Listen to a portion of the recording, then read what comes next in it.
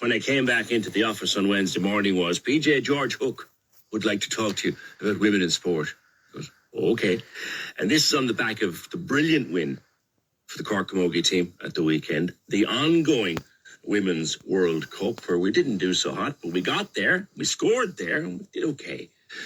And there'll be a next one. And the fact that Women's World Cup is ongoing, drawing huge crowds and huge television audiences. And I can tell you, when I was away, when the English or the Irish were playing, the pubs were packed over in Lanza to watch it on the telly. But George Hook wants to talk to me about women in sport. I said, Jesus, George, I hope, George, you're not going to be one of these old cranks who's coming on to tell me women shouldn't be playing soccer or rugby. Morning. Well, first of all, just for people listening, my background, okay? Yeah. I coached rugby in America at school, university, and representative. In Ireland, I coached women's rugby also at club. And importantly, I was the first ever coach to the Irish women's national rugby team. So I have a lot of experience with women's rugby. I now have an 11-year-old granddaughter who is the national gymnastics. I'm a huge fan of women's sport and massively supportive. However, and this is the answer to your question, there are questions to be asked about women playing rugby and soccer, which I think are not being asked often enough. And this is the question of traumatic brain injury, right?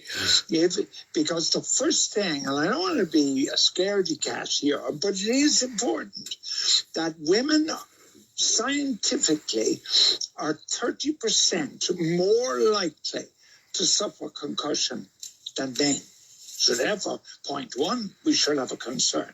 Two, it is scientifically proven that hitting a soccer ball is not a good idea. And in fact, in America, children under 12 are not allowed to head the ball. So there's a question for women here about that. And then in rugby, we already know we have a huge traumatic brain injury problem in rugby, and women are playing rugby. So the first question that you would ask is, I want them to play. I want them to play soccer. I want them to play rugby. I want them to do it safely. Yeah. So I suppose I don't give you a categoric answer like yes. I see your point.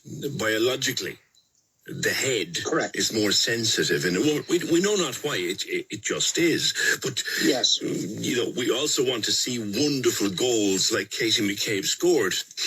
There's another thing, George. I noticed it. I was only walking past posters for a World Cup event in the last couple of days. So much of it focused, I thought myself, on the looks of the women. What do you think? I have a problem with that.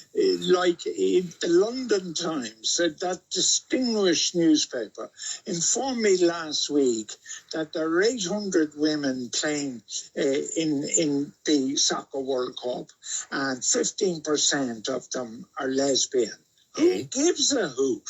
Like, is the London Times going to look at the rugby in September and tell us how many men are gay? There is a danger here that because it's women, there is a danger that there is an overtly, by the media, concentration on looks and sexuality, and that is bad for women's sport. Now, women are not entirely blameless, one has to say. If one player doesn't shake hands with another player after the match, and then we read in the paper it's because there's the split over the girlfriend who's with whose girlfriend or whatever, it doesn't help their cause.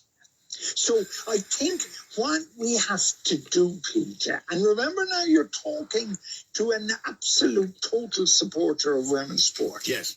Like to the point of, watching this 11-year-old granddaughter of mine do handstands at a national level.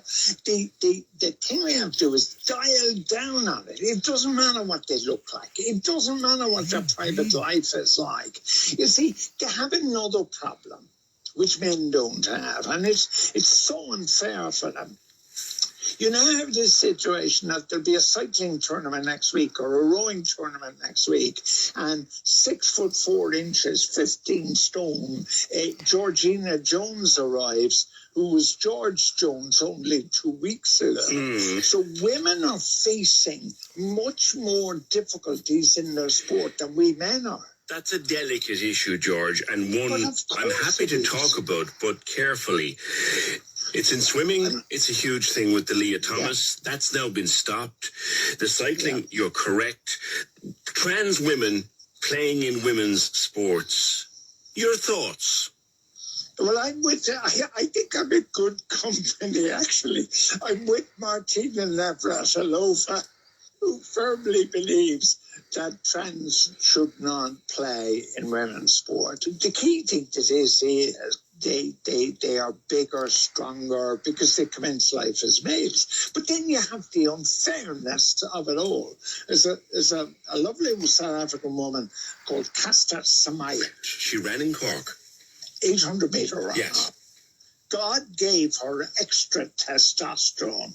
Now, this girl has been hauled through the courts, let alone anything else, because they're saying to her, you have to now take some kind of anti-testosterone tablet. Right? Then I am very upset about that. I think that's very wrong. But the problem for women's sport, and I have to congratulate you, because you're walking a tightrope in your program, but nevertheless, it's a tightrope that must be walked.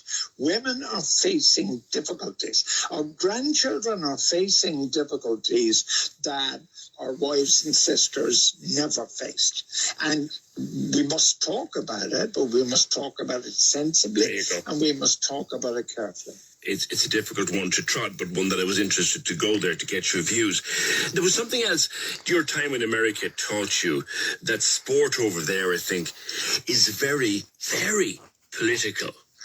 You will have noticed that the USA team in the World Cup, the Soccer World Cup, didn't sing the anthem. Why do you think that happened? Well, I don't know, and I don't profess to know, okay? But one thing you can be absolutely certain about, there will be a sexual connotation, because women's sport in America is riddled with sexual division, and it is used as a political object. You will get a different team in America, in almost any sport, including golf. You will get a different team in America if the manager or coach is of one sexuality as opposed to another sexuality. You'll get a different team. And it's been proven. Really? So that's someone. The second thing is, we do not realize, like, we think we're divided here. When we look at Jeffrey Donaldson, we think we're divided. We're only in the halfpenny place compared to America. Yes. Like, at this moment in time, it's slightly jocose, but serious. Donald Trump could take the oath as president of the United States from his prison cell. Now, like we over here, if Trump stood for election in Ireland, he wouldn't get a vote. America's a very different place. When we think about America, we think about New York or San Francisco or Los Angeles. We don't think about Lawrence, Kansas or Madison, Wisconsin. The middle of America is a completely different place. Yes. And more, 50% of the American people today will vote for Donald Trump. So therefore, the division in America is then multiplied when it comes to women's sport. Because again, sad to relate, we add sexual politics into the mix. So I don't know why. But let me tell you an interesting thing. When we think about Americans, let me try and give you a defense for that. I coached the men's American national team for the first ever World Cup in 1987. And I say to the lads, I'm going to play the American national anthem, lads, so I think we should sing it. Yeah. They didn't know the words. The only fella in the dressing room who knew the words was the Egypt from Ireland. Who was trying to get them to sing it. So you could actually, with my experience, say, well, maybe they didn't know the bloody words. You know? Come back finally, George, to what we know you from originally, your punditry of the men's game. I'm going to throw this one at you now. In a month's time, the Men's Rugby World Cup begins in a month's time. We go into it as number one in the world, having achieved wonderful things. Grown men cried when we won that series in New Zealand, and I know because I was one of them. What are our prospects in a month's time, George, realistically, in your expert view? Well, the first thing you must remember is that in the history of the World Cup, we have never got past the quarter-final. To be running around the place and sort of saying we're going to win it, I think is a bit of a stretch. My expectation would be, I would be absolutely thrilled if we made the semi-final. I don't think we will. I think it will be another World Cup where we go out at the quarter-final for two reasons. One, the draw for this World Cup was made so long ago that the rankings for the teams were entirely different. So Ireland have got a very difficult draw. So that's point number one. Point number two, we are hugely dependent on Johnny Sexton, who is 38 years of age, and I fear for him physically. God, I hate saying this, but you only have to go back 4 years when he was injured and couldn't play in the quarterfinal, and we were hockeyed by Argentina. We are so dependent on him being in good shape. And at 38, it is an enormous ask. Quarterfinal is my guess. Quarterfinal, yeah. Although the one thing I would say, George, is one thing I've noticed of late, there is no longer any fear in the faces, no matter who we're starting against. Is that a factor? Oh, that is unquestionably a factor. The Irish professional system, and we owe it all to a famous Cork man, the great Tommy Kiernan, God rest him. Kiernan masterminded Irish professionalism, which made the country with the smallest playing population of the major nations to be number one in the world. God save Tommy Kiernan. Absolutely. George, I wish you well, and I know there'll be great excitement in the Hook household when you're watching the rugby, and maybe the gymnastics too, by the sound of things over the coming years. All right, God bless you and thank you. Thank you, George. Thank you, George. Corks 96 FM.